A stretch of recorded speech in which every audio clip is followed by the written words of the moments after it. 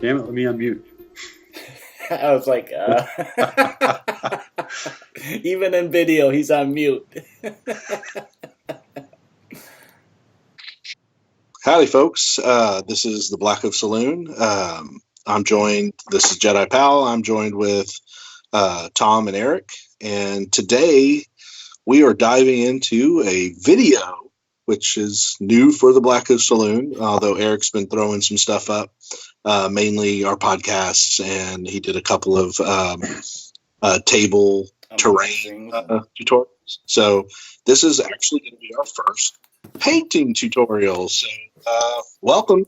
Tom is pushing his New Year's resolution to explore painting in a more interesting and picking up new techniques. So he's kind of lassoed me into showing him how to RJ a Wild West Texas miniature. So join us on our journey while we RJ out a UR31 bot on his side, and on mine I RJ21 Mercury Jones from the Infernal Investigations. So got anything to say there, Tom? You excited? I'm looking forward to this. Learning a new technique, trying to make some glow effects. I tried on my own and they came out like crap. So I had to reach out for some help. I phoned a friend and sent out a lifeline. Right. So we've been exploring with the idea of doing some videos for the Blackhoof Saloon. I know we're primarily a podcaster group, but hey, man, if you guys want to see some stuff, we can show it. My RJ technique, as with most miniature gamers, we kind of take it from different sources. So the technique you're going to find is I took a little bit from the RJ blog. On the Wild West Texas blog, they did an RJ, a quick and easy way to do RJ blog. It was too quick and too easy for me, because I like to dive in and make everything a little more complicated. Yeah. So mine has more steps. It kind of uses a lot of things that Daz tries to teach us on his Daz dailies, as well as probably if you research other miniature painters. The way I do it a little bit of blending, some glazes. If you keep things really wet, you're going to get a little bit of a wet blend in the technique that we discussed today. So it's not an advanced. I wouldn't consider it advanced, but Tom does consider it an advanced technique. Yes. What I would say is Brian is a much more advanced painter than I am. So if there's something you want to see, especially for newer painters, we're trying to do this to show both Brian being a more advanced painter, showing me being a less advanced painter how to do it, and show it happening real time in two different cameras. So you can see what he's doing and you can see my buffoonery side by side with it. And that may be helpful to some newer painters to see that, hey, this stuff is not maybe not as hard as it seems at first. And, maybe you learn something from it, but maybe you just gain some confidence from it and see someone else who doesn't really know what they're doing, pulling these things off. Right. And I think that's one of the things when you get to the end of the video, you're going to see the ability of the two of us while we're doing this. We're seeing each other's feeds. So while I'm painting, Tom can see what I'm doing, and while he's painting, I can see what he's doing.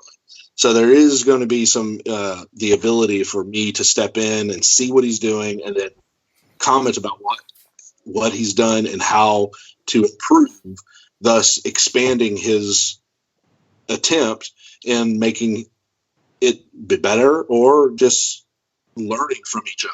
So that's what the goal is. After you guys watch it, tell us how it went.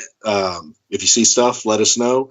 If there's something else that you want us to see tackle in this mentoring type video, shoot us a message. Find us on Facebook, Find us on Twitter. Find us on Instagram. Give us some suggestions. Give some congratulations or some tidbits or tips. And this is our first attempt at video, so go easy on us.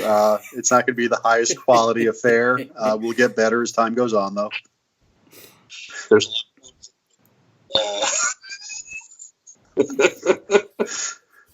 so if you want to give us a thumbs up.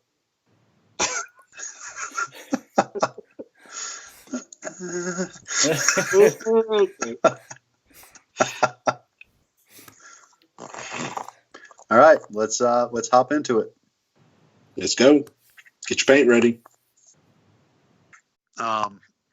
So just to give you an idea, other than the basing, which obviously I haven't done yet, for the most part, I would normally say I'm done. This is the point at which I normally say, okay, I'm done. I might have to do a little cleanup, some specs here and there. But for the most part, this is when I'm like, okay, he's ready for the table. And so, Brian, what I was thinking along is, if this is the point where I say he's ready to the table, this is probably the point at which you say, well, no, you have things to do here.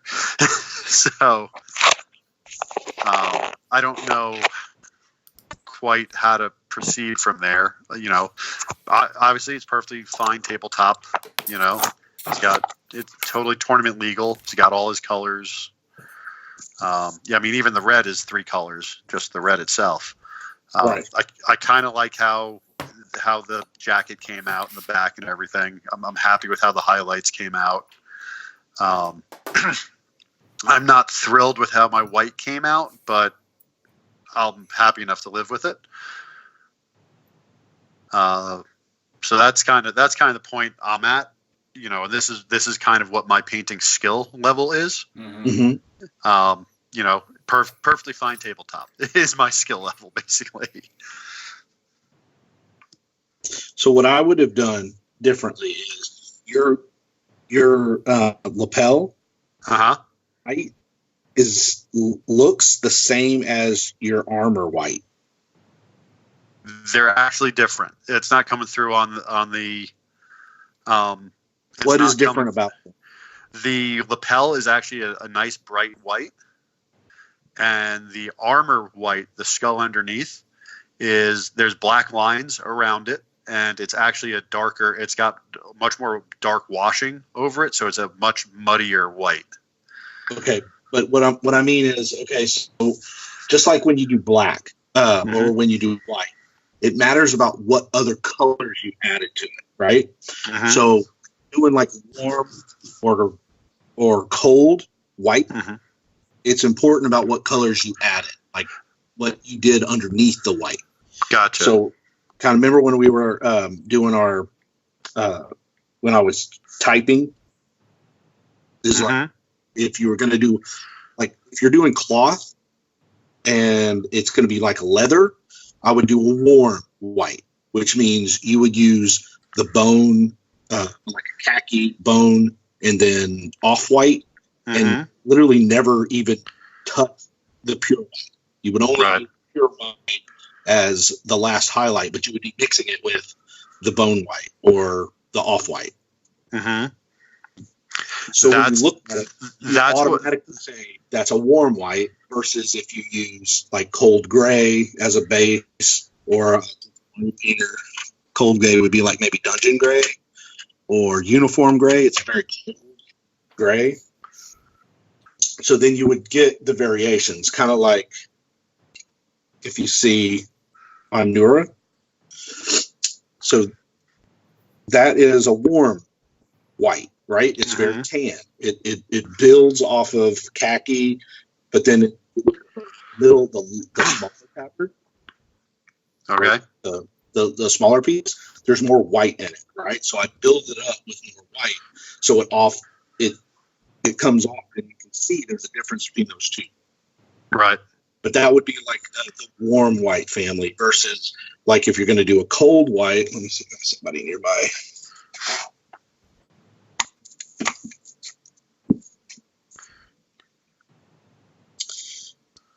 So you see the difference her white on her skirt looks almost bluish underneath.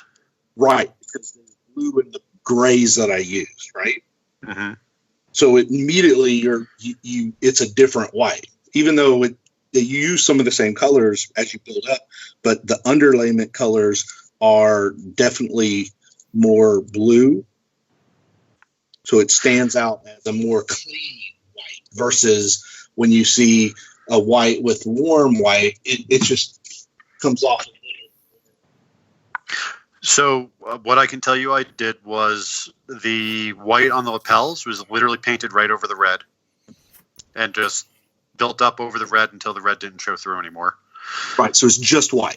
It's just white. It's just where the chest piece was done with more of that brownish bone white, right, and built up from there, and then had the strong tone wash put over it and built up from there. And only at the very end did I use white. And even then, when I put the white on, I went back with a tissue and blotted a bunch of it off because it was too white. Right. And then I went in carefully with the dark tone wash just into like the teeth and the eyes. And even that, and then I blotted off the top of that, and then actually took my X-Acto knife and cut into there so that it sank in more because it wasn't sinking in. And so when I went in there with the X-Acto and deep into the crevices there, that's when it kind of sunk in there. So there was some definition on the chest piece. So you can see how the contrast of his white shirt with all of his things.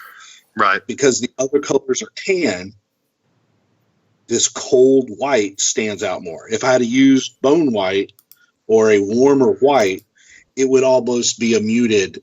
It would be a muted. It'd be like a brownish white then instead. Right. It would blend in, and so you wouldn't get a contrast, right? So the fact that I used the cold white with his undershirt makes it pop, right? You can see how. So you're in a whole deeper level of color theory than I am, where I go white is white, math is math.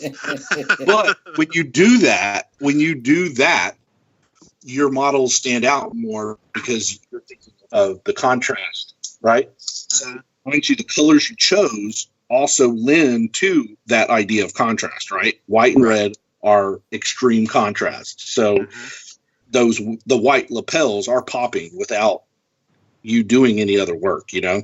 Right. And that it's not like I'm some creative genius there. I said, what does Santa Claus look like? He's got white fur on the edges of his coat. I mean, right. But we're thinking of it as a leather jacket, right? Right. So white sometimes is more of a warm white than a cold white, just because it is over leather. Right. And being built up off that red is a warmer color than if it was built up off of like a gray or a blue. Right, exactly. And then it would contrast the white chest. Okay. Because that's why I would have gone different. Now, mind you, what you've done is great, and it is a contrast because the armor does look like distressed metal more than the lapels, like you said, is just the bright white. Right. So I would leave that. It looks fine. Now, when you do finish the helmet or the hat, I would actually make sure those studs would be bright, so they stand out more. Okay. What did you do with them so far? Just white, just dots of white, and that's it. Can you move him a tad to your left? There you go, just so I can see it better.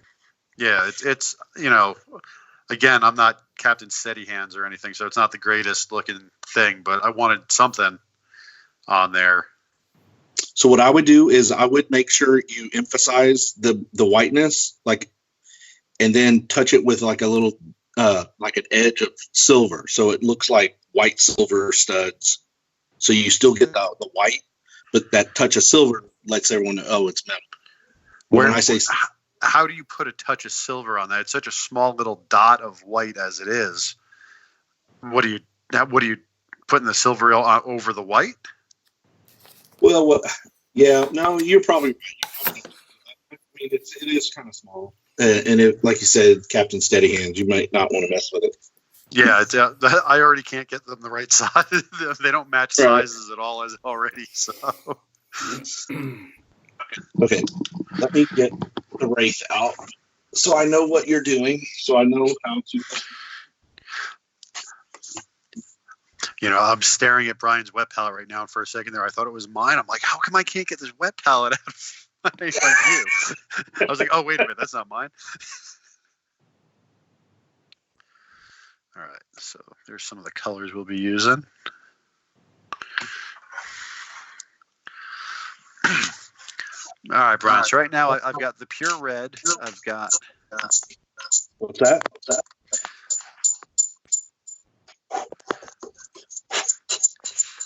All right, so here is my Wraith. All right. If you look, I did multiple blacks just with the color theory of what to do with whites. You do the same thing with blacks, right? You don't just paint black. You don't think of color because the color that you use to blend with black can make your blacks pop out more. So I don't know if it comes through on the video because of the color of my strobe lighting. Let me see if I can get. Right, I see a lot of black and silver. As I stare around my room to see if there's anything better.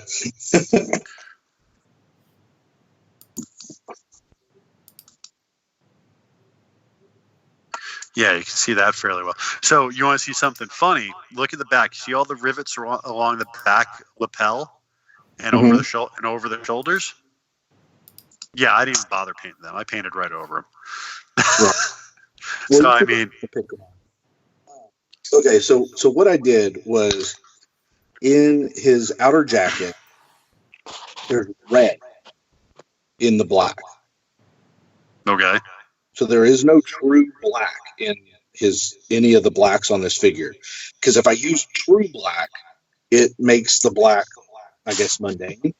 But when you see the figure, all the highlighting is very dark mix of black with red. So it stands out. It doesn't come off red, it doesn't come off green, but the highlights are showing that this is a more of a warmer black.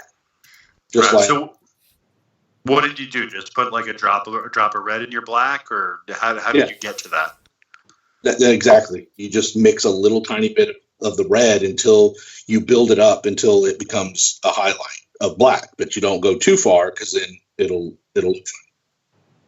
But then in his pants, and his lapel, I chose a different black mix. So I use blue.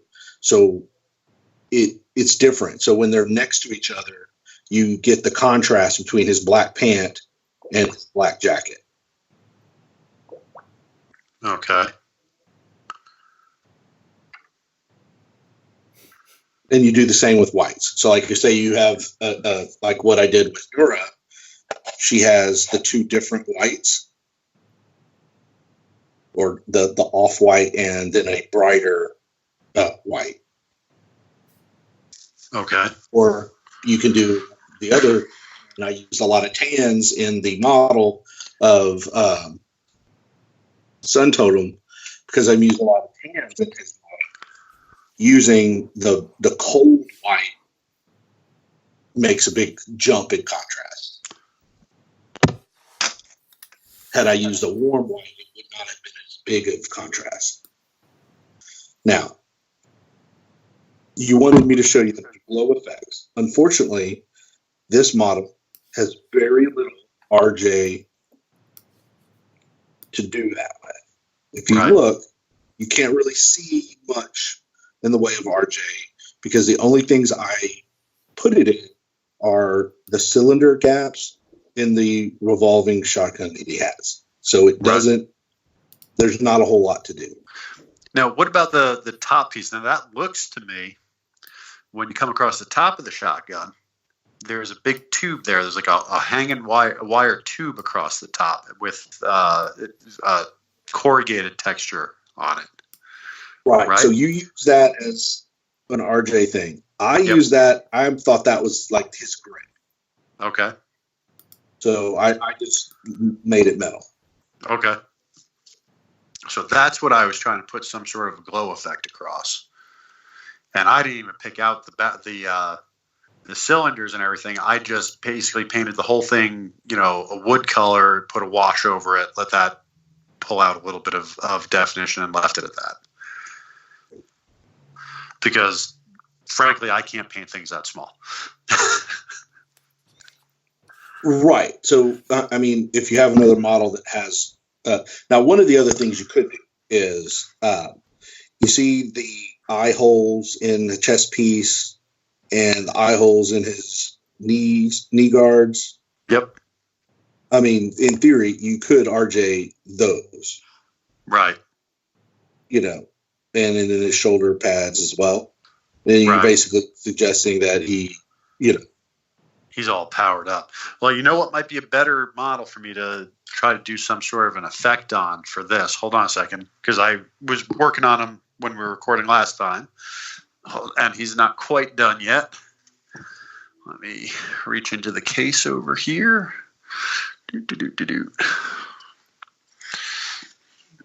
I have not done any of the effects. I actually haven't even pulled out much detail on it. This is definitely a work in progress. This is just the bait. All I've done is basic blocking on the heavy law bot. Okay. But obviously you want to get up in underneath the eye there, get some glow coming. I like having a glow come out of the star in the middle. Then maybe something down in the guns. And I really didn't do much of a glow effect on this guy yet. He's got the subtle ones. You see, I did the glow in any cavity. I kind of threw some red in. Okay. So I did do it on the star in the backpack because that's a power unit. Mm-hmm. So I went ahead and threw it in there. Both shoulder vents. And if you look in his chest, you see the plates, how they come together, and there's gaps. I make glow in all the gaps as if those aren't solid pieces, but it's like the depth of his internal workings. Gotcha. And then on his face, I obviously do glow on the gaps there, inside each of the eyepieces, including on the back. I don't know if we can get it to show there, but yeah, you can see it vaguely. Right. It's and then on the weapon, obviously, you get a heck of a lot more opportunities to RJ. So, each of the cylinders, like inside this little piece here, I RJ'd those little slits. Underneath the weapon, there's lots of venting. So anytime there's a gap in or a vent, I threw red in it and some various shades of the orange. Now, when I did this one, I don't think I had any of my fluoros. So there's no upper end-esque type. So it doesn't look as bright as, let's say, the cylinder on this. Right.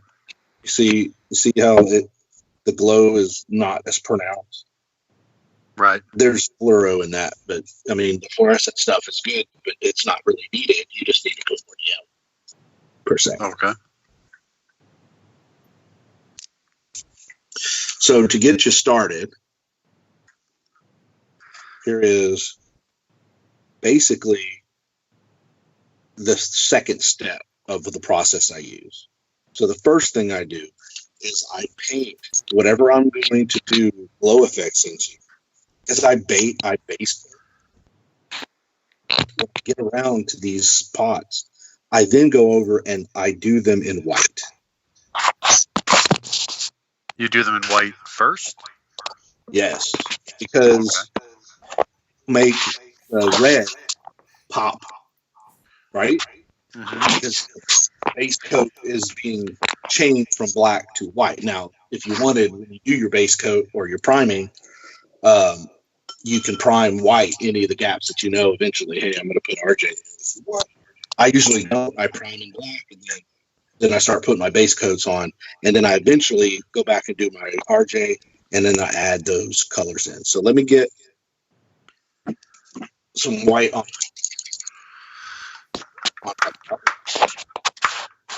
Where are you, white? Oh, there it is. And then, like I said, the war paint, we both are using Army paint or war paints just to make this easier. First red color we'll put on is going to be True Red. Obviously, favorite red, and the reason I go with True Red is because it's a little brighter than, like, say, Dragon Red. And the whole point of RJ glowing is to try to get it as bright as you can, right? So I would use what you would use a dark red as a base, and then build from that. You just might as well start with a bright red.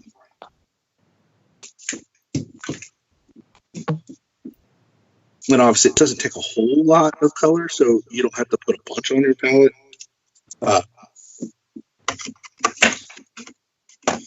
And I think we discussed oranges. I use mythical orange, but I have the obnoxious super veteran warmonger set. So it has I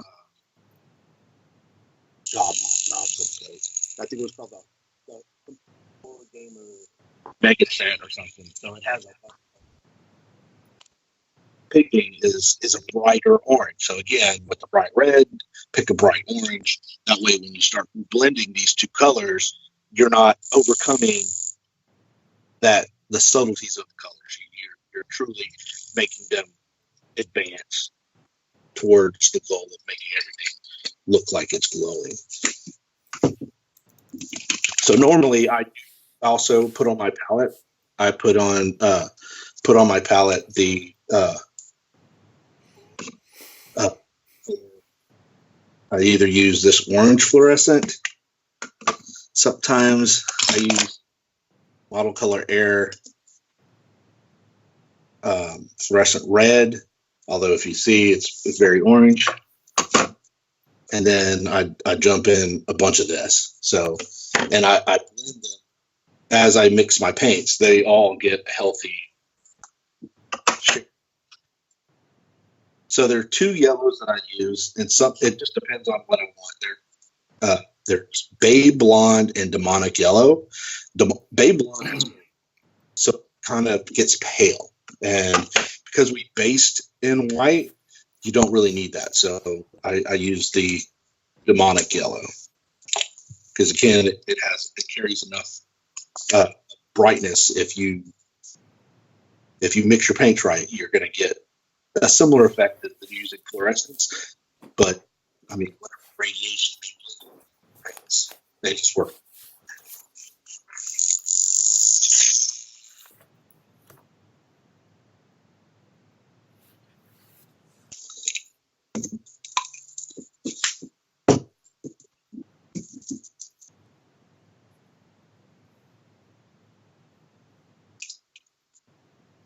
So again, I don't like to waste paint, so I don't put a gunk on my palette.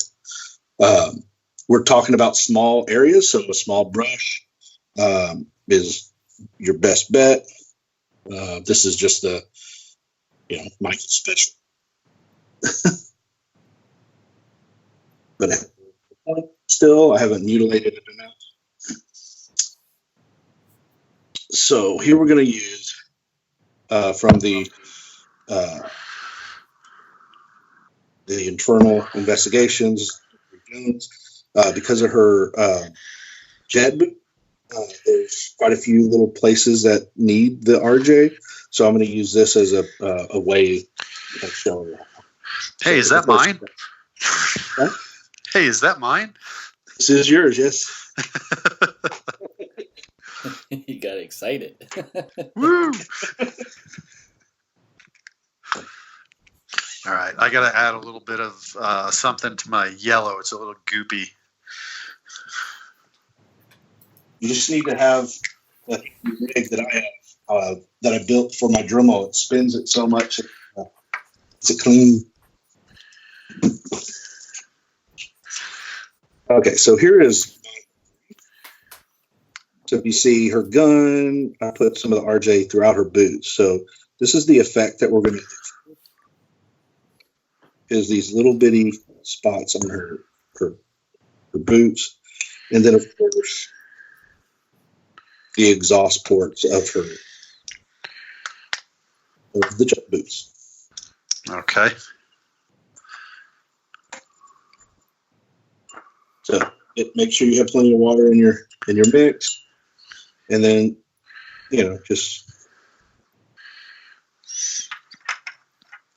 put in anywhere that we want it to go. All right. And you want to fill it up till it takes so it takes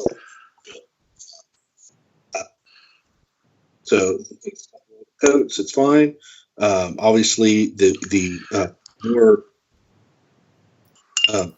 coats that you have to get there, based on the fact that you put water in your paint, is better. You don't want lines or anything like that. So I'm sure if you've watched any other videos of some of the master class painters, I know it's just because he's adding so much water, none of his paint gets gloopy, right? You don't want lines in any of this. So go ahead, mix it thin. Sorry if the shots get blurry. This is so where's her jump boot? So I'm going to put a little bit of white in the slot. Ryan, the camera is awesome. What's that? The camera's awesome. Is it coming in clear? Yeah, I can see so clearly and detailed. Okay. So watering it down, does that help it also kind of flow down into those crevices a little bit? Yeah. Especially when you get in these really tiny little areas, the flow does help, but it also ensures that you're not going to gloop up the thing as we add more layers, right? Because this is going to be at least, we're going to probably put in anywhere from 12 different layers as we just fill in these teeny tiny crevices. So if you can't really go at it with pure paint, and it'll get messy.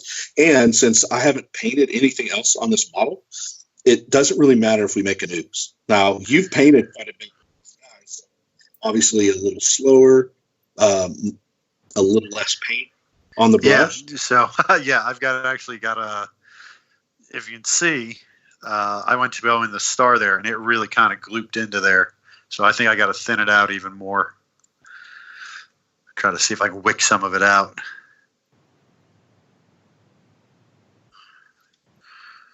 Right. Since we're using army painters, the best thing you could do is just have water handy, right? So we're both using wet palettes. So if you look, there's like droplets all over the top as I refreshed my paper. Right. I just usually grab water off of those little drops, or you can get it from your whatever resin you use off camera. So what I do is just get some water. You can get some clean water and help get that out of there. Like I'd clean your brush and then just put fresh water right there where you need to clean out the paint.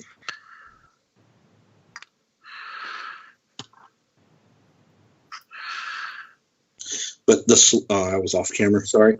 So the slower you go and the more timid you are with your brush, obviously means you'll potentially have less errors. Especially if you've already painted layers on the surrounding areas, right? So you're just starting out like I did, like all this is just base, the primer. Yep. You can be a little more willy-nilly and get in there and make some mistakes because you haven't painted anything yet. Yeah, I'm not too worried about that. I've got some basic blocking done, and that's it. So, right, you can always repair what you did and catch back up. Yeah, because I'm making a mess of this, but that's all right. Well, that's one reason why doing the RJ stuff first could help, because you could always put masking or something else like putty tack or something like that, where you can get in there and cover those sections when you start doing your widespread painting. Gotcha. I don't really do that. I just gotta make sure. But mistakes do happen. That's why they call them mistakes. And you see here, she's got venting on the firearm she uses. Now the tips of this weapon sometimes break off, so I don't know if you noticed. So this one came with no little pointy tip. But don't worry, I didn't broke off her pointy tip too. So what you could do is drill the bullet, or just let's put a little RJ glow on it. So we'll just put a little tip, white, and we'll build RJ on that tip. Yeah, I didn't notice because I sent it to you. What's that? I didn't notice that happened because I sent it to you. I gave it to you to assemble and paint. That is true. So this is scroll look on the side of her pistol. What I did with mine is I made those scrolls glow in RJ as just of a way this whoever crafted this weapon wanted the details they did into the side of this weapon to stand out. Kind of similar to how you would get your gun engraved. Right. This is an engravement that also glows. So it just makes it stand out a little more. And I know some people argent the visor, like her eyeglasses. I went with the silver. Do you have a preference? No, I don't have a preference. I mean, so we'll go ahead and she's actually an RJ. Gray. You do you. That's why you're painting it, because you do you. I wanted something that would stand out a little bit on the table that is like, hey, that looks pretty good. And be like, oh yeah, I did that. All right. So again, it's just the first step, but you plug in your. No, I see what you mean, though. I mean, you can see I came out very thick on those shoulders. Yeah. On that first set, I thinned it down a bit, went on a little bit better on the other side. Again, I'm not as neat a painter as Brian is. Don't hold me to this standard.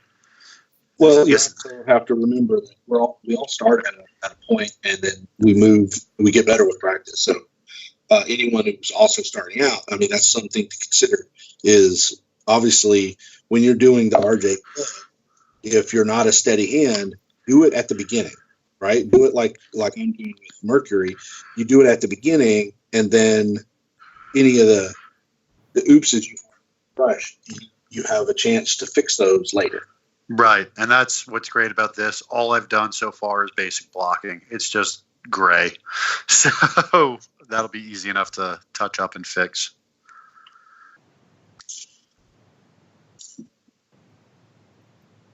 So as Tom continues to put his white, I'm going to grab some of the red. Now, we won't be mixing white into the red. And the main reason for that is we don't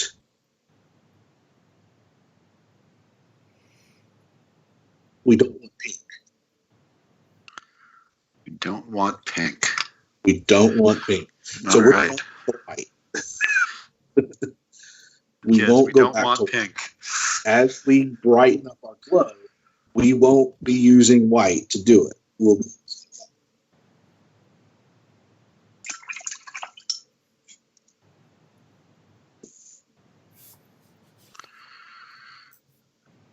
So, Tom, you want to get your red ready? I'm still whiting. We don't have to do all of them. We can just start on the next one. Yeah. All right. So what am I doing with the red now? Just get some water in, and then what we'll do is we're just going to paint over the entire area we put white on. Okay. Now, Lucky obviously, for you want me. it to dry a little bit, so you don't want to put the red on wet white, because then what's going to happen? Pink. Exactly. Now, it's going to look pink because we watered our red, which is why it we'll be putting on multiple coats, right? So what kind of consistency are we looking for as we're watering these down? You always want a milky consistency. It's always milky. Is that like whole milk or skim milk? Skim milk. Want nothing floating in there. No cottage cheese paint.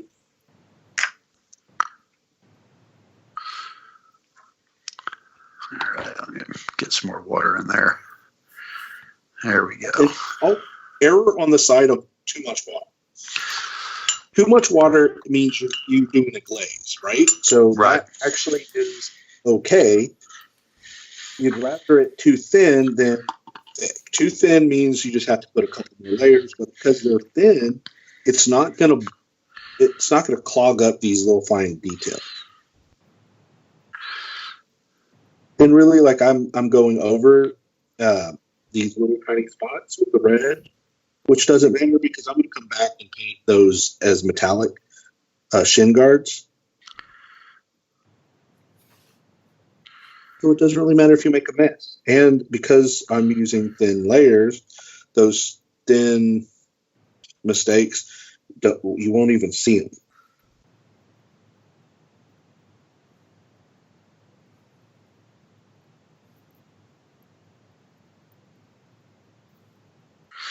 All right, you can really see how with it watered down, it really flows right down into the cracks there.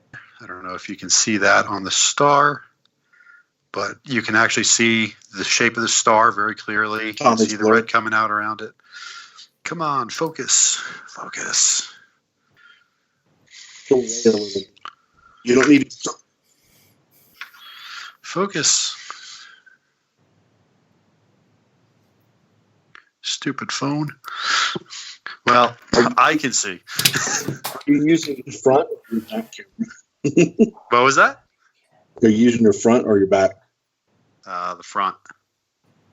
The one the one that points away. Oh, so you see that mine's actually focused more. So I'm going over a second layer with my reds. And as you can see, it becomes more red and less pink because of the layering. Mm-hmm. And that's what we want. We want the true red to be the red. Instead of like seeing doing the layers until you don't see that it's red over white. Okay. And depending on how milky your red is. Yes, mine's a few layers. And that's fine. Up on the arm grills, mine's very red, very liquidy. You can see I'm going to need a number of layers to cover up that white.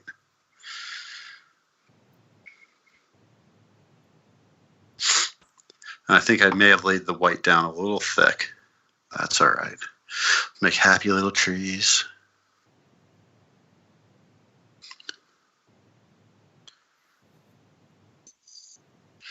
Brian, we're going to have to get you a Bob Ross wig for these. You'd be like, yeah, make happy little RJ.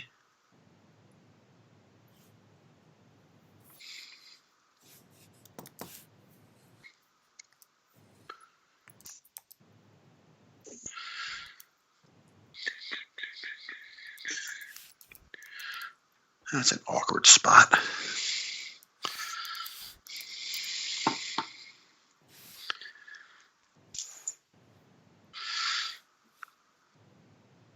Now, Eric, is this the same technique you use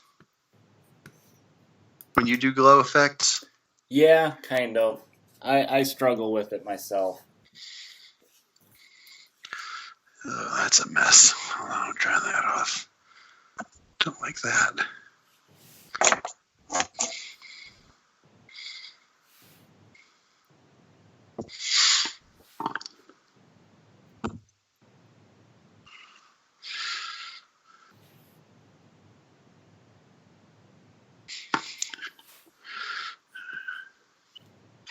I may have thinned this out way too much. And It's going on in like a puddle now.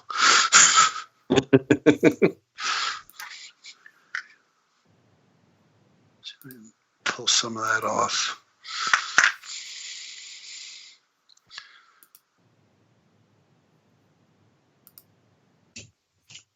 So for those of you who are really new, you could also take a second brush with nothing on it and actually use that to wick some of the stuff off if you put it on too heavy, as I'm tending to do.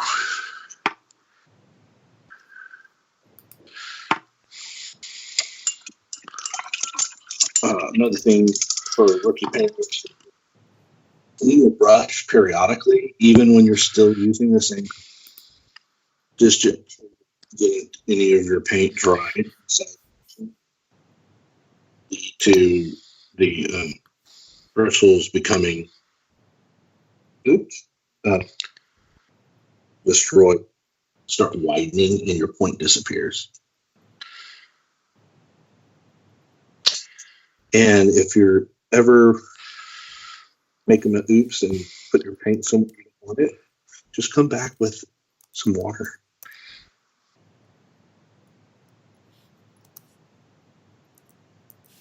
All right, back to some rain. Get rid of this pink work. God. All right. And don't try to compare your abilities, your new people abilities with experienced abilities. Brian's like 3 years ahead of me already since we started working on these. High school.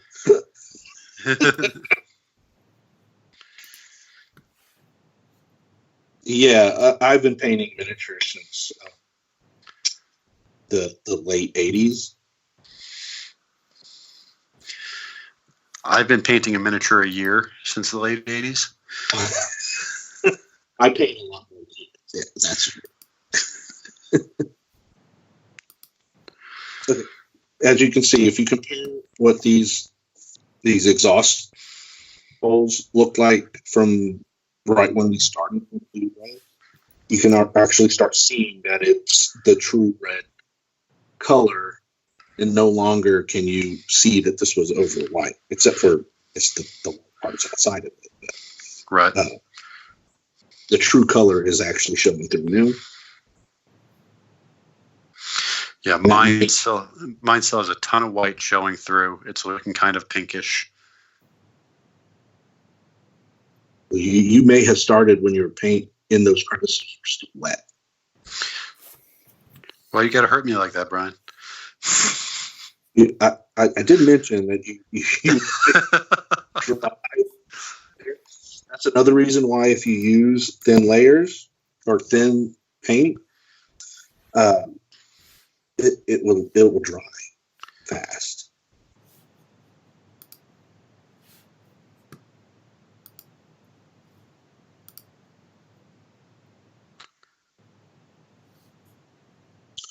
All right. I know my stuff's coming up as a pulled up mess. I was off camera again. Sorry, viewers.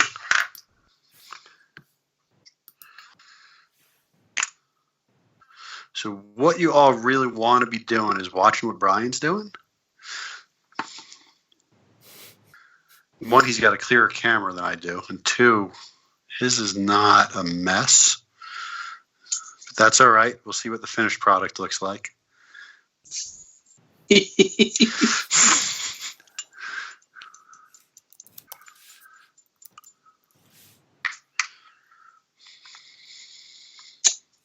So I'm at the point where I think these reds are doing pretty good.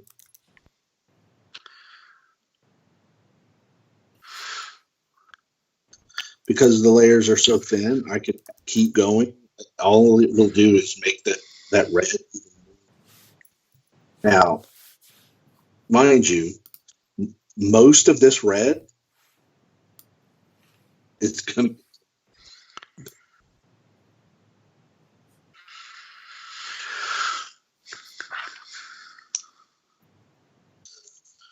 So if you love it, just remember it's probably not going to be it's not going to survive the rest of what we're doing.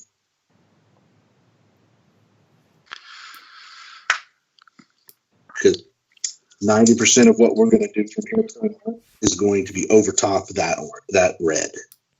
And so you won't be seeing any of this red because it's going to have just yellows on top of it.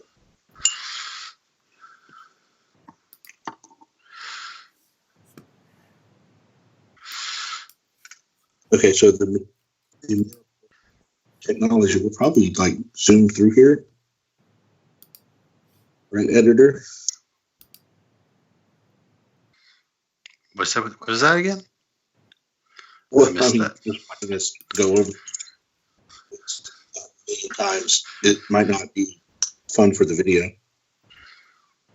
Right. I have to do a quick time lapse. And I think I'm going to start doing less and less space on mine just to try to keep up with what you're doing. Right. Because I'm falling way behind. Well, don't try to do all of them. Pick one that doesn't have the pink that you're doing. Mm-hmm. Just do your shoulders. Just do my shoulders? Oh, okay. Just do. So go with one shoulder, then to the other one. While you're painting one, the other one should dry. Then go back and forth, right? Mm-hmm. Until you get the red. Now, what do I do? My red is really pooling a lot. It's really watery. Show me. Show me. Sure. Sorry, I had a... It's pull it out, pull it away a little bit. There you go. Thanks. Okay, so what I would do is blow on it. Mm-hmm. Get it dry. Make sure it's dry. Okay. So some painters have an air dryer and they just blow dry things in between sets, especially if it's they don't want to wait for things to truly dry. But it's important. I think you went heavy in your white, and so it took longer to dry. So once we started putting red on it, you got pink. And then you added more water to the undry white. So it's still not all the way dry yet. So you keep adding red, and it just keeps mixing. Right. All right. So get it dry. Okay. Then let me. I'm gonna put this down for a minute. Let it dry. I'm gonna run up and grab a cord before I just got the 10% warning on my phone. So let me go grab that. All right, so let that dry a bit. See how this goes.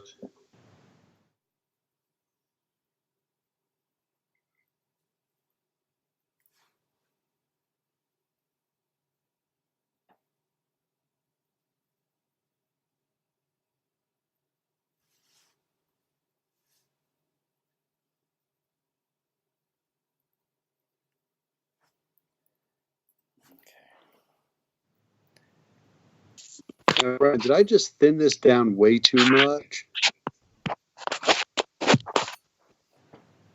I think you may.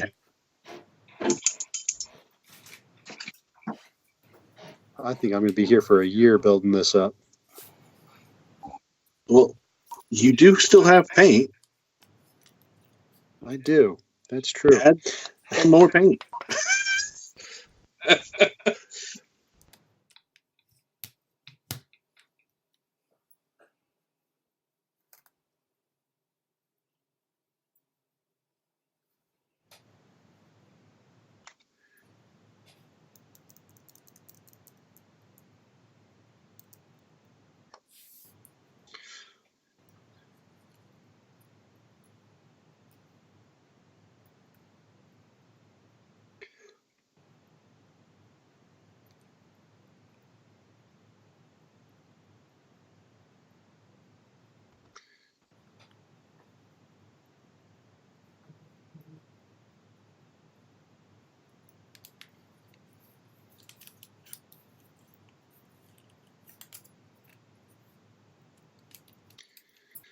Oh, yeah, that seems much more better.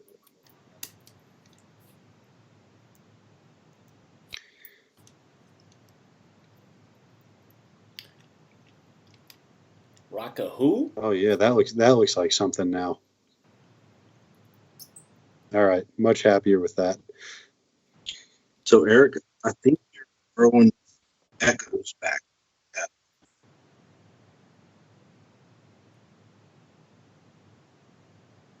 And I think you are absolutely right about not letting that white dry, because in this star is pure pink.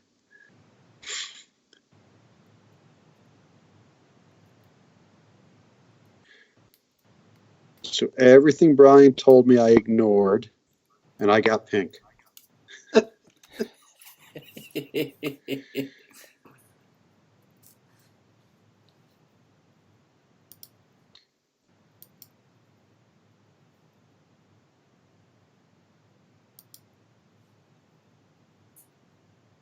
But that be a lesson to everyone.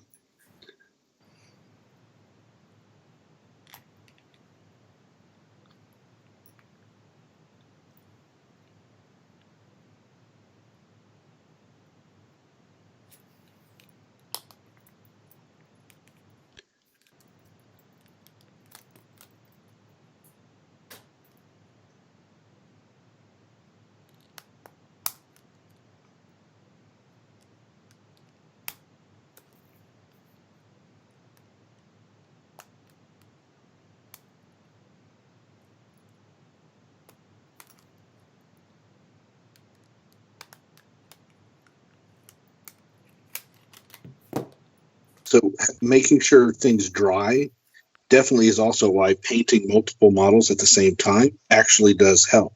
Because as you start painting,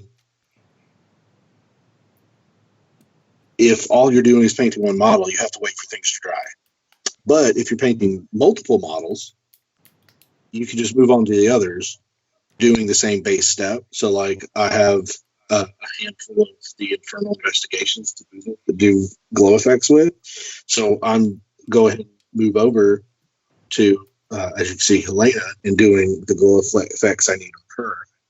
That way, I'm not. Mine has time to dry. Same with like Tom. If he had other models, he could move on to another model and do the white step, giving that white time to dry. So he doesn't run. Now, once we get rid of this white and we have a base of red, it's okay to paint over wet, because what that does, that allows true wet blending, which is a step for most model painters. So you'll see some of that when we move on to the next steps, because it's okay for things to be wet as we start adding the colors, because we want them to blend. That way you'll get the glow effects even more because of the blending. Now, because Helena made Tesla made weapons, I don't think RJ makes any sense on these. So we'll be doing blue glow effects on those. Not in this, but when I finish this up, she'll have blue glow effects as well as the red.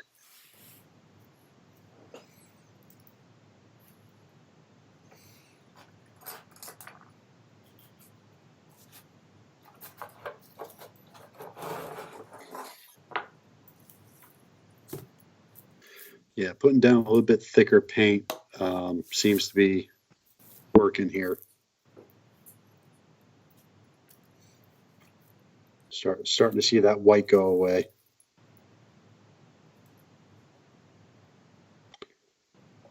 Ooh, that layer looks nice.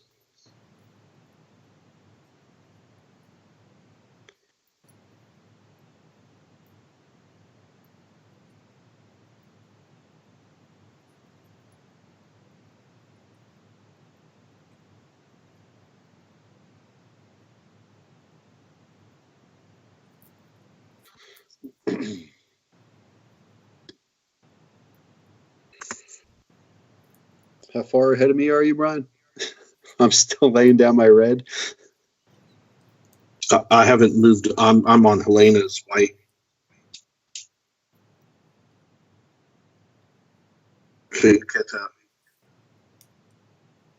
Okay, remember to let that white dry. What's that? Remember to let that white dry. All right. I think I just learned a couple of very valuable lessons, though.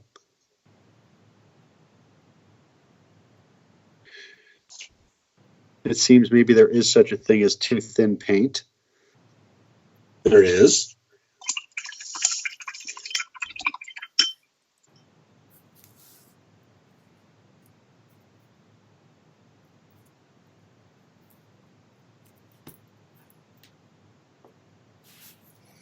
So I'm not going to go too crazy because I'm putting this glow in around the star. But I am going to come back and paint the star itself. So I'm not going to be too crazy about being a little sloppy around the edges there. Of course, because that star needs to be gold or silver. Yeah.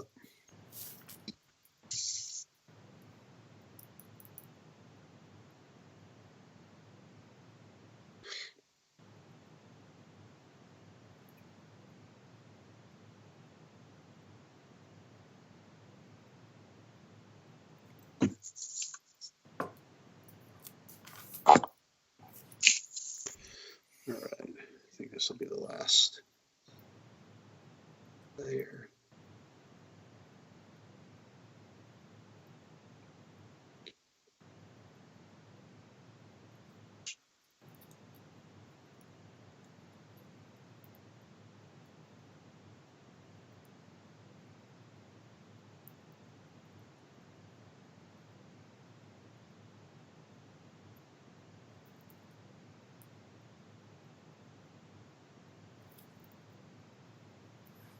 So something else for new painters to think about, because something I'm working on very hard right now, is when you paint, actually paint your lines all the way through. Don't stab at them. I've spent many years stabbing my paint onto things. And I actually just found out there's actually a pottery place with my kid. I actually asked them when they, something that I painted with my kid looked fine until they fired it, and then it looked very blotchy. I asked them why, and they said it's because I stabbed my paint onto things instead of brushing strokes on. So something to think about, how you actually go about painting. Brush strokes actually come out a little nicer in the end. All right, Brian, since I went to that paint, can you see that? Is that better? Yeah, much redder. All right. Those shoulders? Yep. And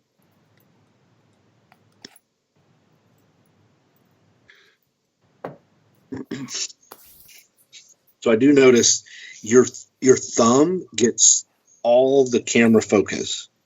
So your model is usually. I gotta get one of those handles. Or just make sure you're turning your thumbs away from the camera and making sure the model is where the camera focus. One of these, Tom? Yeah. Yeah, I don't know where else I'm going to put my thumb. I got to hold on to this thing.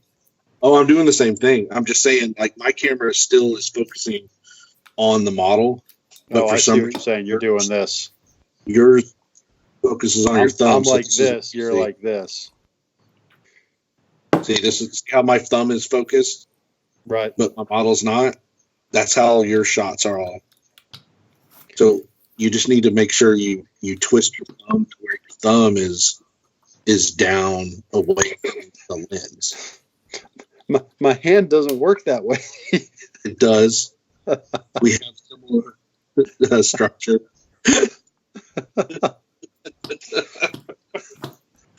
I mean, obviously, I typically paint with one of these, so it's easier to get my hand off screen. But I just didn't have enough for all of it. It's because my desk has more than 20 models on various stages of paint.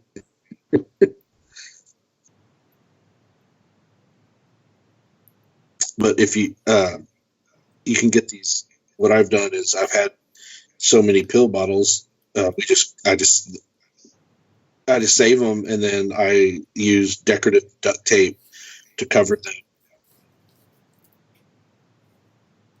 So when I take pictures of my stuff in various stages of completion, I'm advertising the medicines that me or my family take.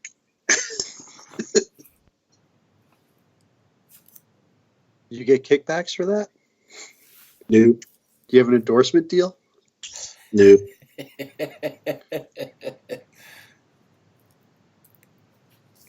He'd have his own tennis shoe by now. Yeah, I technically am not getting anything for my current painting queue. Ooh.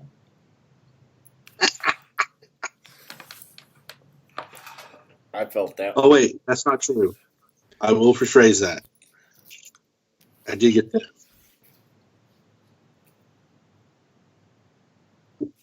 You get the satisfaction of painting my infernal investigations for me.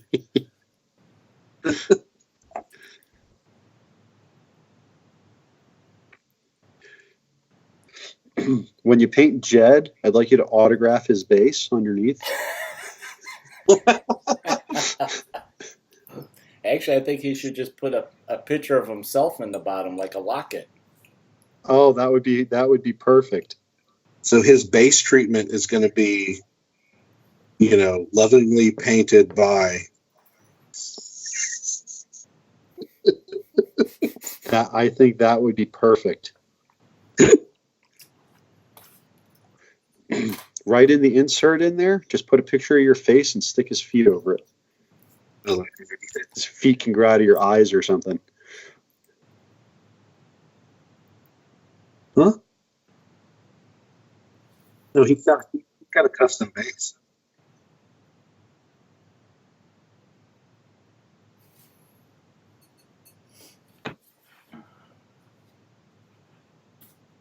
So Furia she's awesome. All right, I think I've got my red as it's going to get. Okay. Dry it.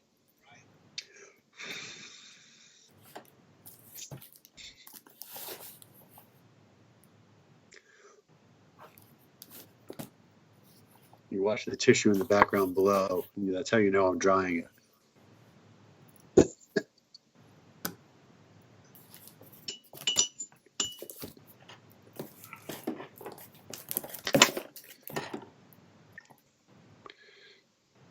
And then you take the orange. What are we doing here?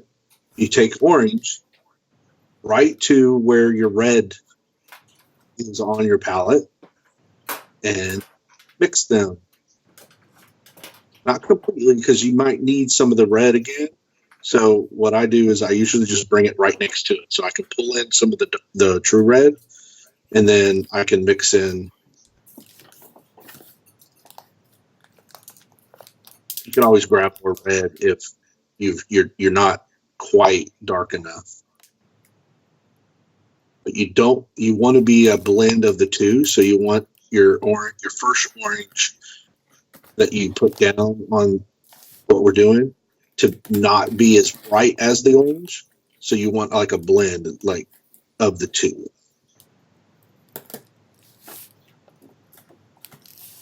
So what we're going for is a subtle transition to the brighter. Yeah, my orange is actually pretty dark. I'm not thrilled with my orange.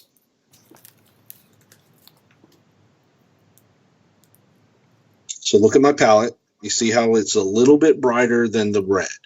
You can tell it's an actual orange, and that's what. Yeah, you have a much brighter orange than I do to begin with. Okay. So well, only you can judge. You'll see what it looks like. I may have to add some yellow to my orange just to brighten it some. You might have to. So that's what we're going to do. So what we're going to do is typically the most things that we paint are these little slots. Right? So I'm going to show you how to. Brian, I can't hear a thing you're saying. Why? What is that? You're probably hearing me because I'm cutting open a box. Can you mute? I got my box from that one place today. The cheap, super cheap. When did you order that? I think the day Brian brought it to our attention. Oh, it took that long to get to you? Yeah, I think so. About a week, was it? That's not paying for extra.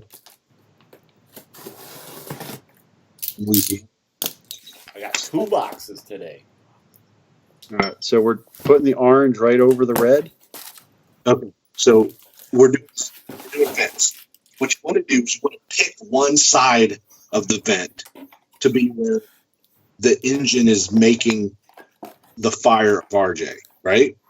Ooh. So, like on your shoulder, you can make it the lower arm, the shoulder, like the upper part. So with these bootlets, it really doesn't matter which end you want to do. I'm going to do always the bottom. So when I pull in the paint, I start not all the way at the top of the slot, but leaving some of the red, that red color, I start putting in the red, yellow, and pulling towards the bottom of the slot.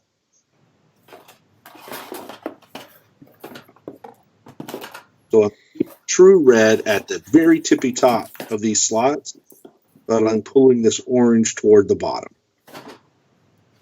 So the last point of where I draw paint, the pigment's going to rest there. So you'll get the most of this color in the bottom portion of those slots. Okay. This is your first time you do it. You're going to judge whether or not the top and the transition looks like a different enough change from the previous color.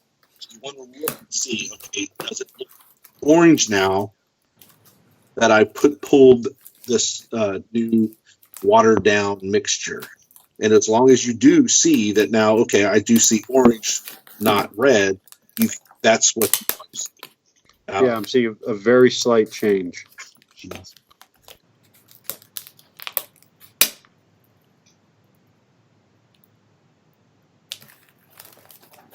That's what you want. So you want to see that, hey, as the glow is built, we'll be doing that with every consecutive color that we blend as we move up to yellow. And of course, then it's going to be smaller as you do it, right? So the yellow is just going to be in this very bottom part of this foot guard when I get to that point.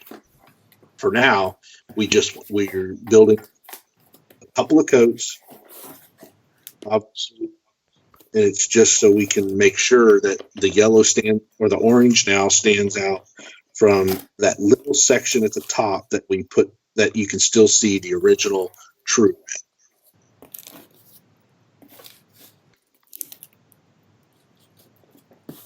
So won't need a lot of coats because we're going subtle, but just do that a couple of times, maybe 2 coats, and you just want to pick the orientation of where the main glow on a slot is going to end up, right? So again, on this one, it's going to be at the base of the cylinder. So what I want to do is push or pull to the tip, the end right there. And that's where I want the last point to sit, because it'll pull there versus pulling away. And we want the leg to go in one direction. Now on this weapon, the slot I'm going to have in the middle.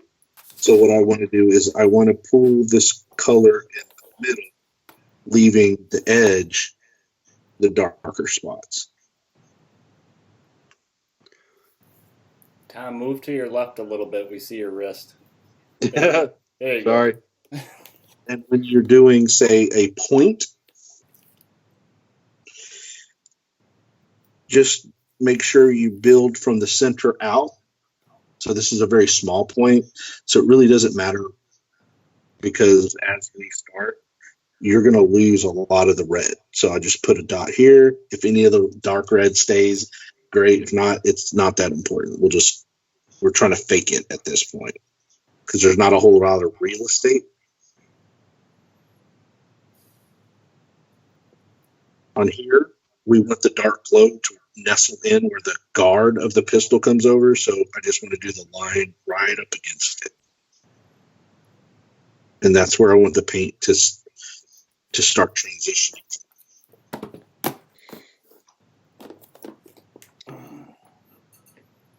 So you can see that that's starting to lighten up a little bit.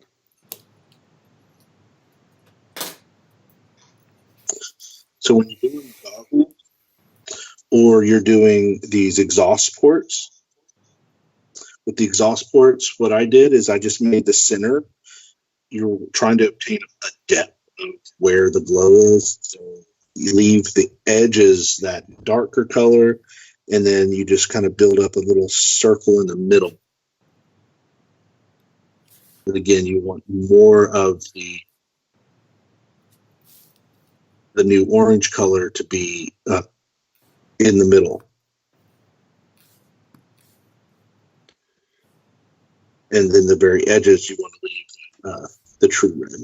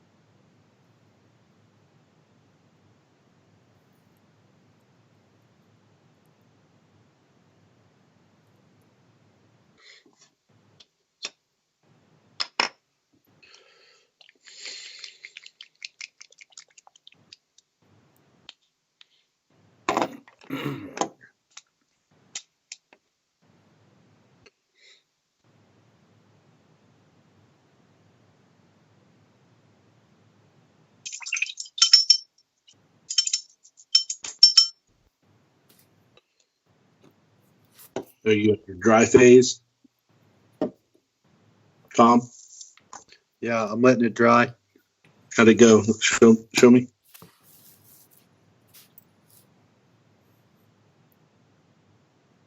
So what focus or where are you putting your So pushing? what I did was with the first bit of orange, I went about 3/4 of the way up and pulled it down. So in here, I was going about 3/4 up and pulling down. Okay. And then going to just a little bit more orangey on the next one. Went about halfway up and came down. I've got to actually mix some yellow into my orange to get a brighter orange because my orange is actually very dark. Okay. So I'm doing that right now. Let's do that. Making some mixes here. Okay. Because I'm already ready to move into more orange.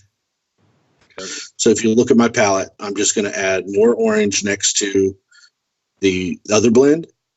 And it's okay if you get some of the in, because we want this to be more of your pure orange, because this is going to be even a bigger step.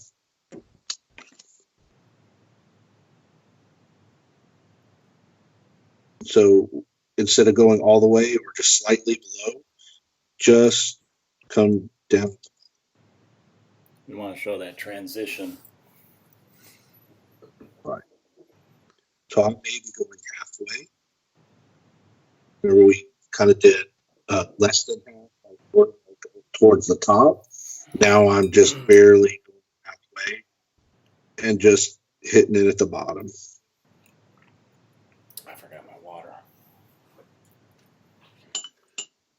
But it's to clean your brush when you need to.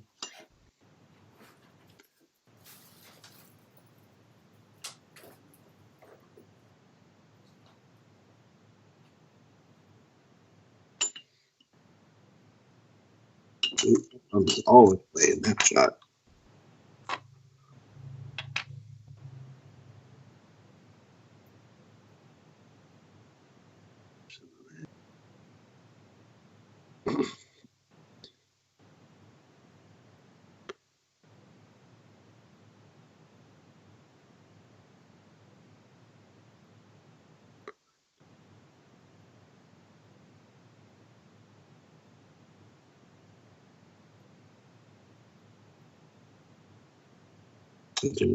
Sorry.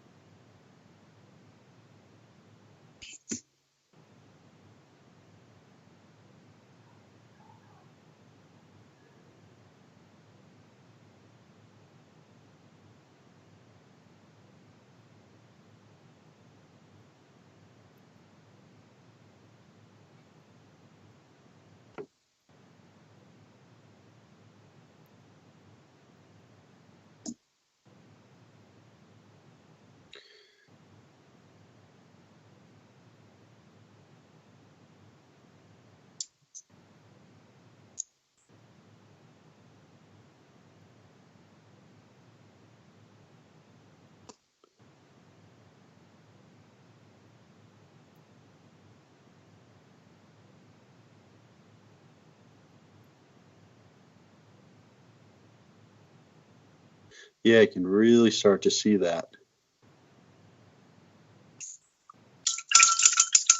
Did you mix a little more yellow in with that orange? I did. So look at mine. See how it looks like there's a glow at the bottom of my stripes? Right. So that's what you're looking for. You want the little, and I guess the more steps you make, the more gradual it looks instead of like a stark change. So like, I know they, in the blog, the Wix blog, they showed how to do like a quick way of doing the glow. And it was basically white, red, then like white again, and then hit it with orange. And that was a way of making the transition, right? But that was like simple because there's it's very little steps, right? And it's a way of jumping up to your yellow and glow, the glow effect. So what I did is instead of doing that, I just made, starting with the white, and I moved through the colors. And because you started with white as your base, they pop when the rest of your model is primed in a dark color, right? So you get that pop, but I don't have to go back with white because I feel yellows don't need it.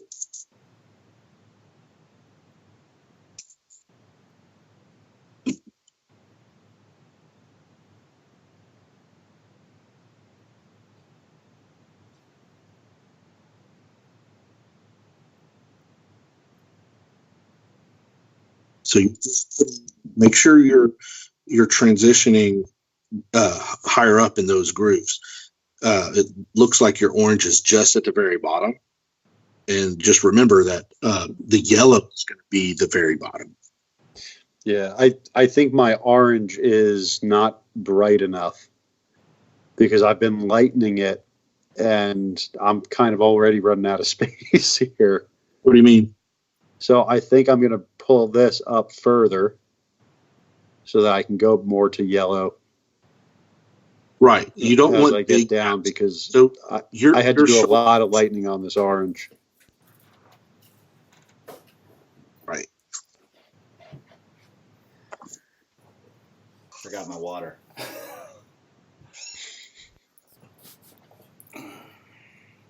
You look at the ones when I did mine, I made the middle where the glow was, and I have the dark on both ends.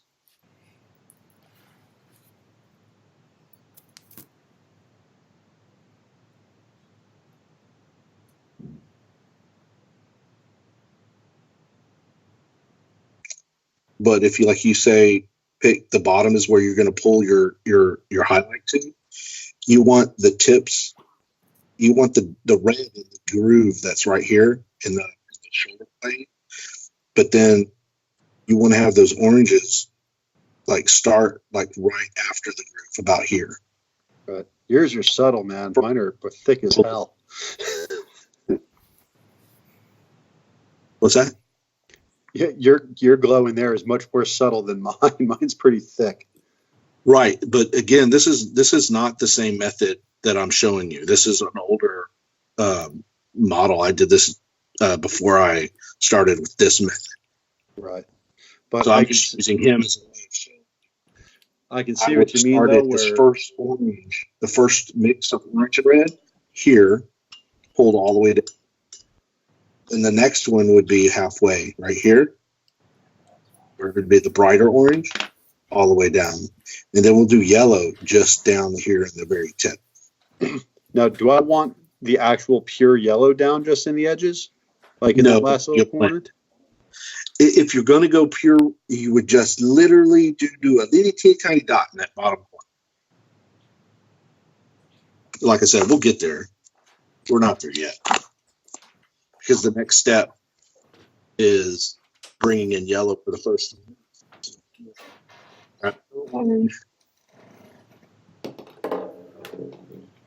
You build up a little bit on your palette of the orange, of pure orange, right? The others all had little bits of the red in it. Now this one is just, so it's still going to be just a tad bit brighter than what I used before.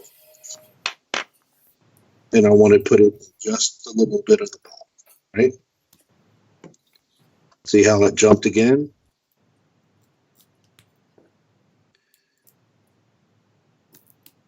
It all depends on how many colors you're going to use and then how you mix them and then get them ready for the next step, right?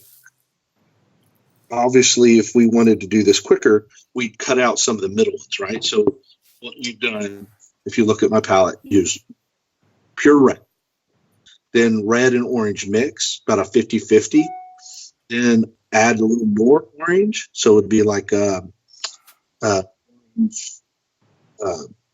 let's say orange, 75, and red 25, and then now there's pure orange, and then we'll do the same with the yellow, but we won't have to go as much with the yellow because the yellow is more powerful. So you may only have to do a yellow orange blend. It really just depends on the oranges and the yellows that you're using. But so we do a pure orange, and it'll stand out against any of the other oranges that you were using any of the blends with because there's no red. All the other ones had just a tad or half and half. But now that I'm just using the pure, it'll stand out more. So it's just going to make that bottom half of that. What's that noise? What you doing there?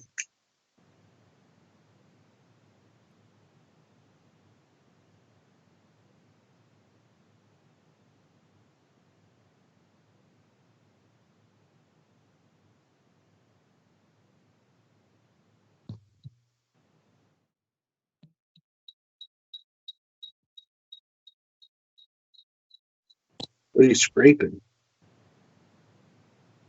That's not me. Tweren't me.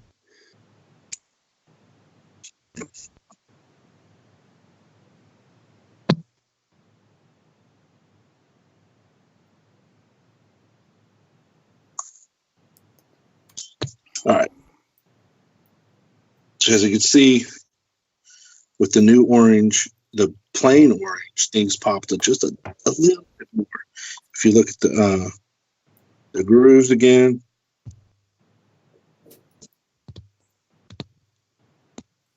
see how they glow? Mm-hmm. All right, Eric or Tom, that's looking good. Yeah, yours is a little more subtle than mine, but I'm getting it.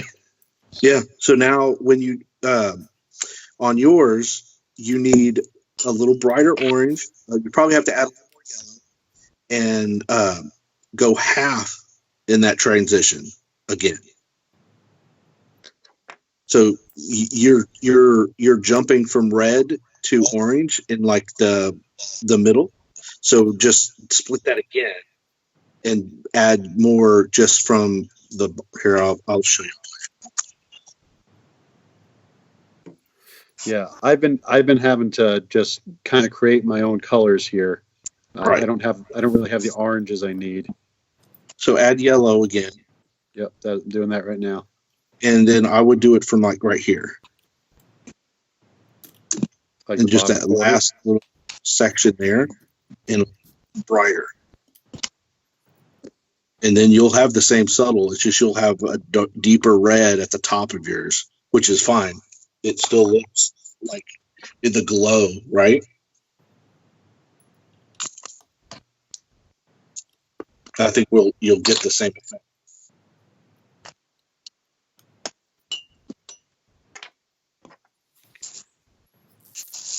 So after that, with a little bit of yellow, and again, I'm going to mix this with the pure orange, and so I'm going to get a blend of the two.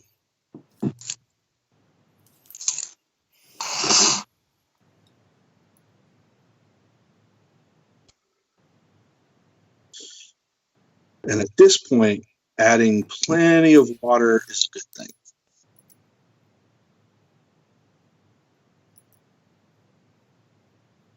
Right, so this is more water than I normally was using, and that way this yellow is going to be more of a glaze than it is a paint layer like right? See how it's shrinking back up on itself? That means it's got a lot of water and it's not going to leave a lot of pigment once I start doing this glaze. And it's important that the yellow that you're adding at the end is a glaze, not a paint, because again, we want that last little bit to be a little subtle instead of a true bright. So if you see, I'm just going to wipe the very end in this glaze and over a few different applications, the tips of this continue to glow. And you can't see that because I put my thumb in there.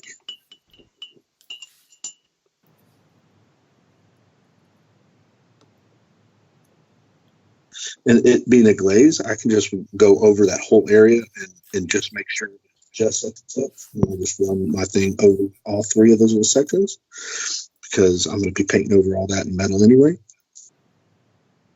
You may not have saw what I did, but for instance, like here, I'm just going to pop it right there at the bottom. Let it pool in that little spot at the bottom.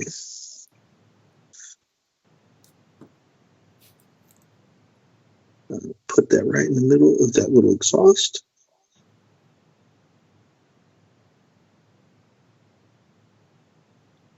See how subtle it is because it's a glaze?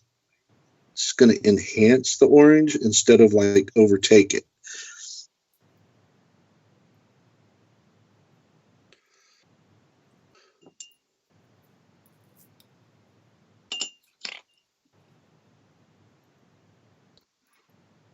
Because yellow is so bright, if we don't make it a glaze, it will overpower too much, and you don't want to overpower this last step.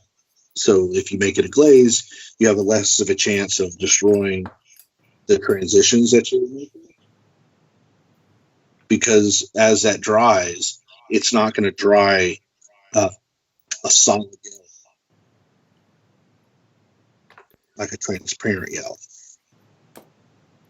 And that's what we want. That's what we want, is we want a more of a transparent yellow that we've attached. And so all the colors will show. It's just going to have a little bit of yellow, and it'll stay with us.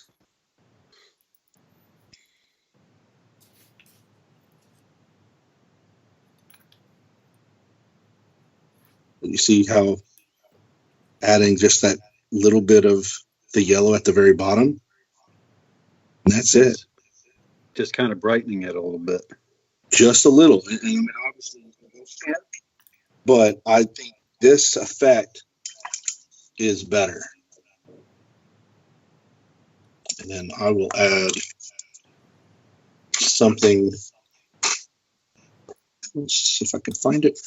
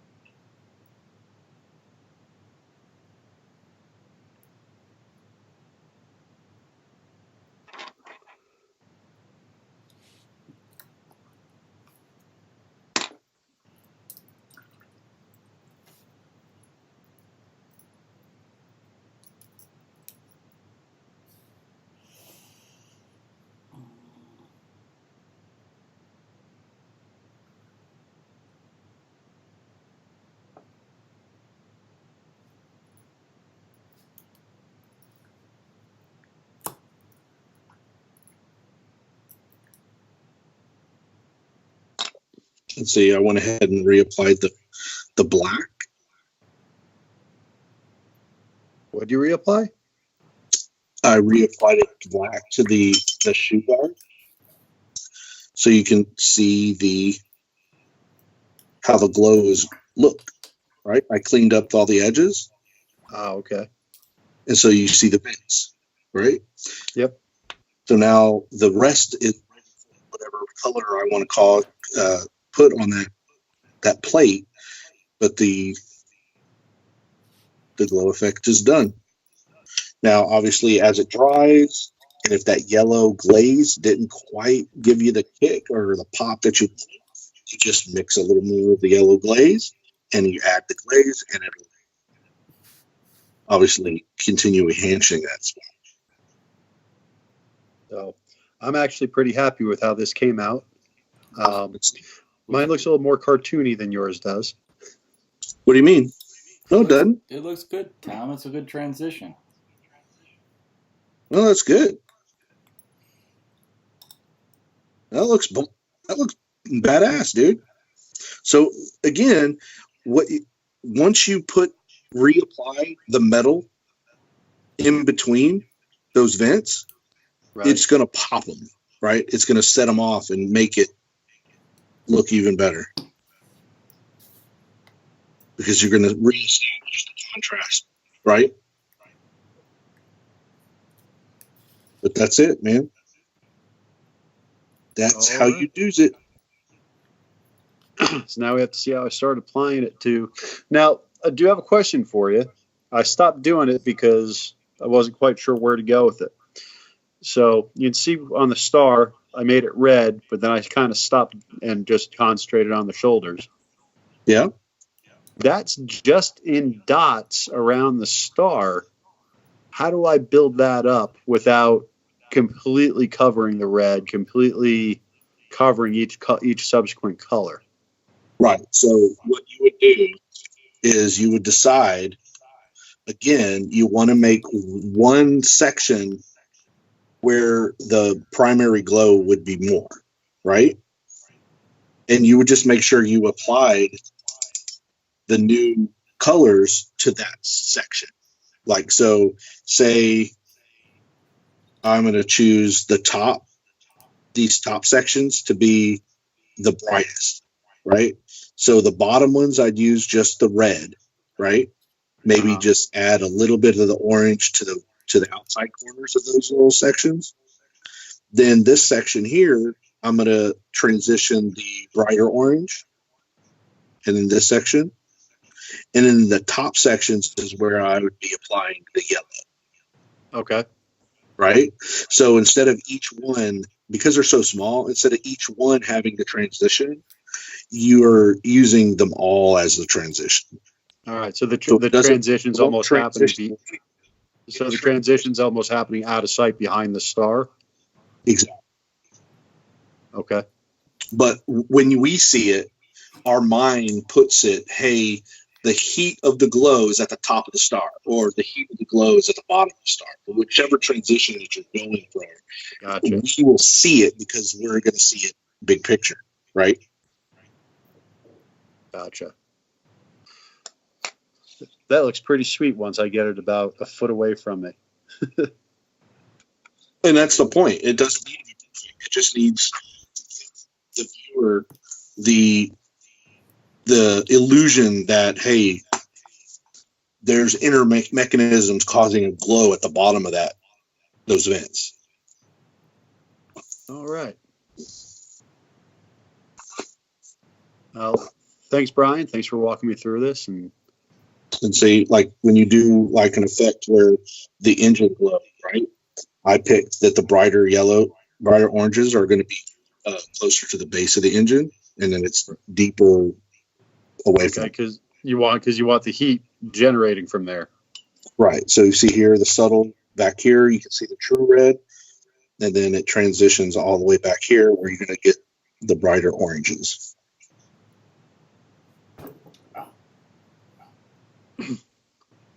You can see it here even better in the window, right? Darker reds back here, and it transitions as we go, and then we get the brighter oranges. Then when I did the front, see how it's darker on this side, darker on this side, but then it's brighter right here, as if most of the glow is bright. All right. So I got to tell you, this was pretty cool for me because I thought I was just getting, here's how to make a glow effect, but this is actually the very first time I've ever done any kind of blending and transitions at all on anything. Right. So that's kind of pretty cool.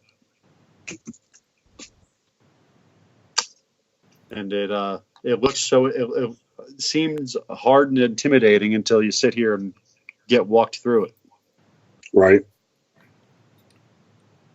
And you see in some of the spots, I'm just building up here, making it glow in the gaps. And see, he's not done, but he's already glowing quite bright. Yeah. Now, is that the fluorescents that are giving that glow? Yeah, because it's able, because I mix the fluorescent reds in with the reds and then in with the transitioning as I go orange, it makes those colors just seem, yeah, they really pop. Jumping, right? And so there's not a lot of yellow in this yet. This is just mostly the orange. So I haven't added the fluorescent yellow in this yet to truly make it like spring. Let me see if I have some.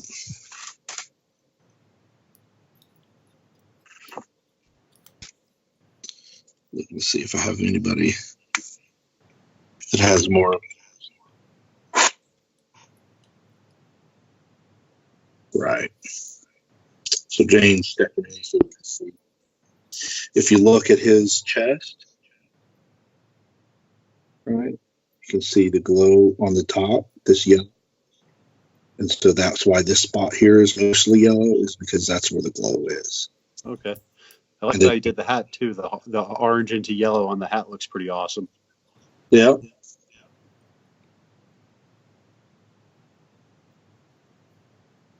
A little bit of freehand on the shoulder pad.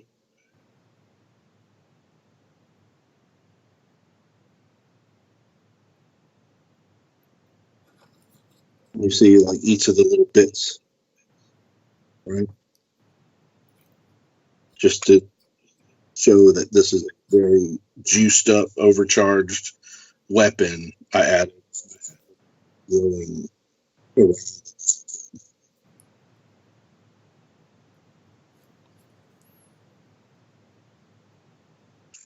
And if you look in his leg, even has some subtle glowing inside the leg.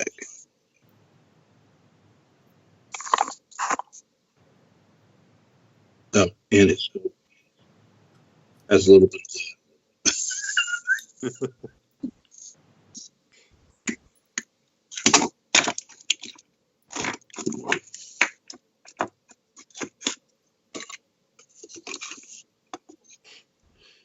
Eric, all we can see is your thumb. How do you like it?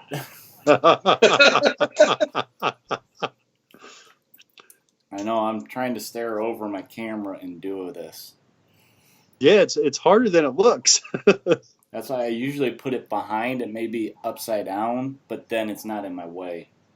Right. Yeah, I think maybe I should have kept it kicked off to the side. So with legendary, you got more of the yellow towards the back and the red. Well, you also got a nice blue glow effect in there too. Right. So the way I envision this Black Horse is his upgrades included a more of the newer Tesla electrical power grid instead of the RJ. So that's one of his enhancements. So I make my 2020, all of his power signatures are a Tesla. So he gets all the blue glows. His rifle, of course, is not. It's one of those RJ power rifles, Hyper-V. So it's obviously not the kind of energy source of Tesla's build. It's a destructive weapon, so it's getting all the RJ glow. But yeah, I do not use blue fluorescence in my blue glow. I have yet to master the blue fluorescence. For some reason, when I add them, weird things happen, and I can't control how it affects the glow. So I just don't use it. Looks good to me. I didn't use it. This is just magic blue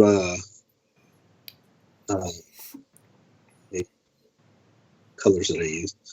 Yeah, I start with magic blue and then I build up from that with using light blue, white.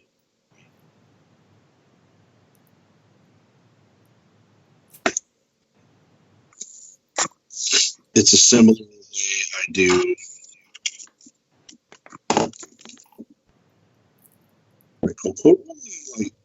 light blues.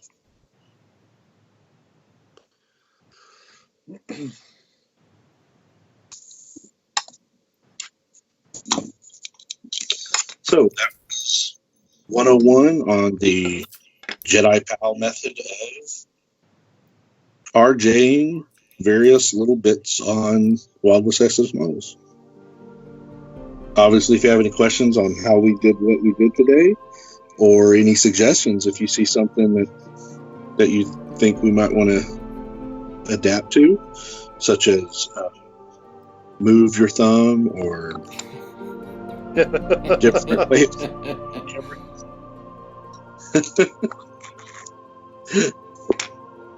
Yeah, might have to work on camera positioning a little bit.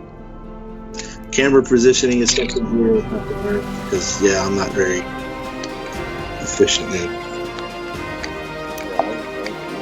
Your camera is really sharp. Yeah, when I put the model where it needs to be,